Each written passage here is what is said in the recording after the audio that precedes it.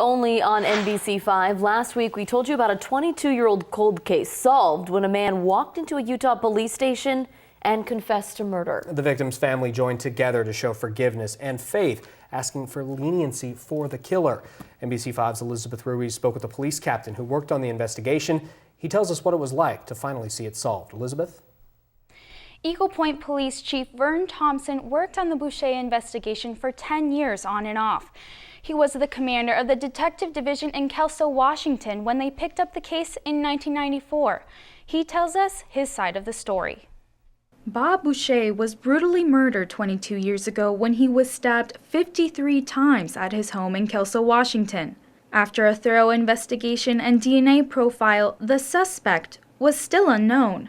Eagle Point Police Chief Vern Thompson was the detective commander in Kelso at the time. He believed from the start it was a stranger crime. Some of the theories were that it was one of his friends and they came in, but it makes sense that if they broke into the window and he came home and caught who was ever there, his friends knew what time he works. Thompson's team did interviews with persons of interest and eliminated Bob's sons, Trevor and Terry, immediately. They submitted DNA to the state crime lab, but didn't find a match. But we didn't realize till later when he came in and confessed to the crime that Utah didn't take DNA samples for felons until later on.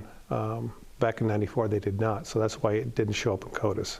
The murderer, Brandon Wright, was never on the radar. It wasn't until he came forward this spring that investigators were able to match him with a DNA profile. His behaviors, what he had said had happened 24 years ago, actually it had matched what was going on at the crime scene, which tells us that it was him.